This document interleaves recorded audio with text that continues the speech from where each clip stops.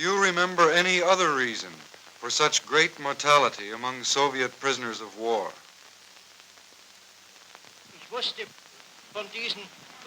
I didn't know the reasons for this mass murder, but they seem to be completely wrong. That I do know. Now, von Ribbentrop.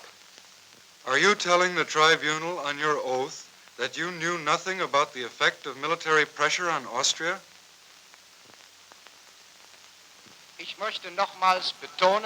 I wish to stress again that I knew nothing about military measures, and that if I had known something, I wouldn't see any reason not to say so. But it is a fact that during the days before and after the Hitler-Schuschnigg meeting, I was so busy taking over the Foreign Office that I could give only slight attention to the Austrian problem.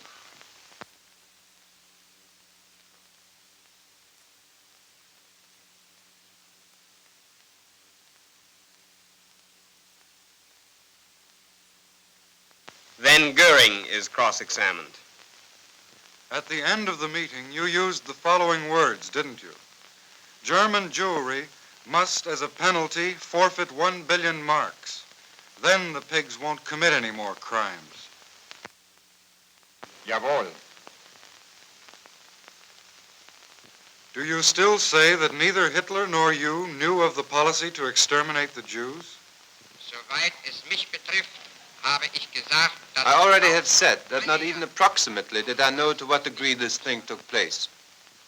You did not know to what degree, but you knew there was a policy that aimed at the liquidation of the Jews. Nein, auf die Auswanderung der Juden und nicht auf ihre No, Ausrottung. not liquidation of the Jews. I only knew that certain perpetrations had taken place. Speer takes the stand. You were present on April 23, 1945, when Hitler received the telegram from Goering suggesting that he take over power. What did Hitler say on that occasion?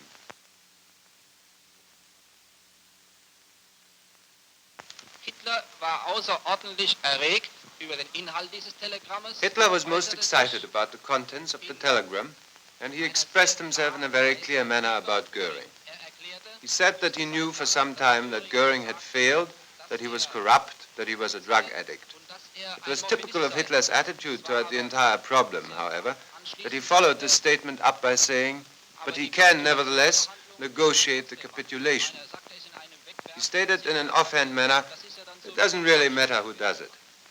His disregard for the German nation was expressed in the way he said this. After months of examination and cross-examination, several defendants make final statements to the tribunal. Frank is first. I myself, speaking from the very depth of my sentiments and from the experience of 5 months of this trial, want to say this. Now that I have gained the last insight into all that which has been committed in the way of dreadful atrocities, I feel a terrible guilt within me. Funk declares.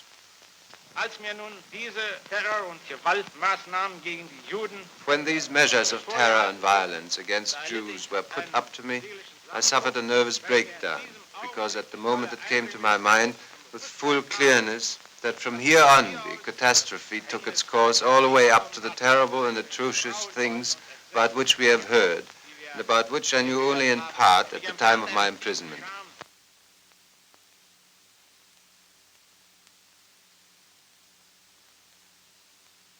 I felt ashamed and guilty at that moment, and I feel the same way today, but it's too late. Now Schirach speaks. It is my guilt that I educated German youth for a man who committed murders millionfold. Schacht is next.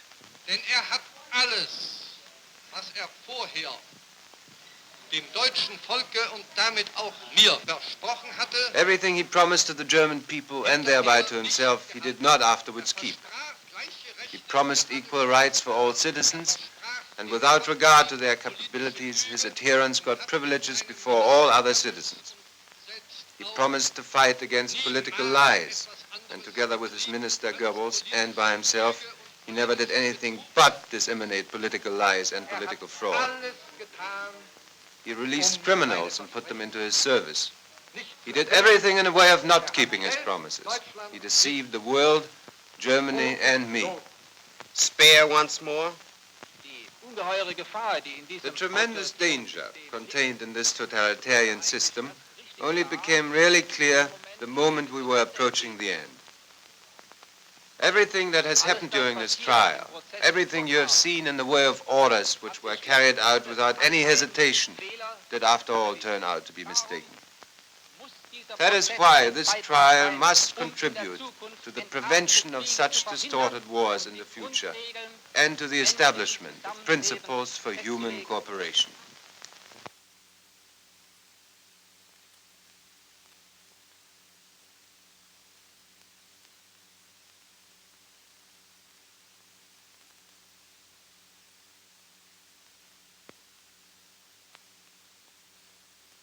And Keitel again.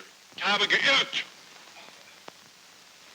und war nicht imstande, I erred. zu verhindern, I was not able to prevent what should have been prevented.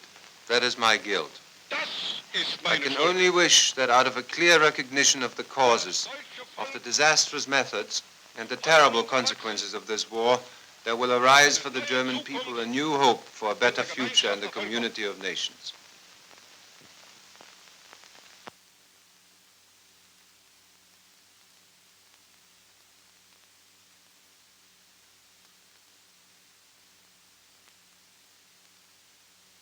Now Frank.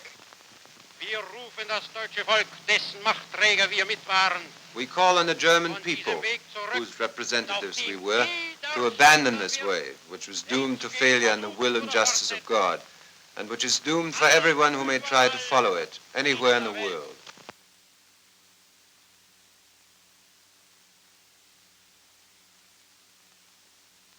The last defendant to speak is Fritzsche. Nun, Sie haben von Hitler nichts Gutes erwartet. You of the prosecution did not expect anything good from Hitler, and you are amazed about the extent of what really happened. But then try to understand the indignation of those who did expect something good from Hitler and were betrayed. I am one of these betrayed.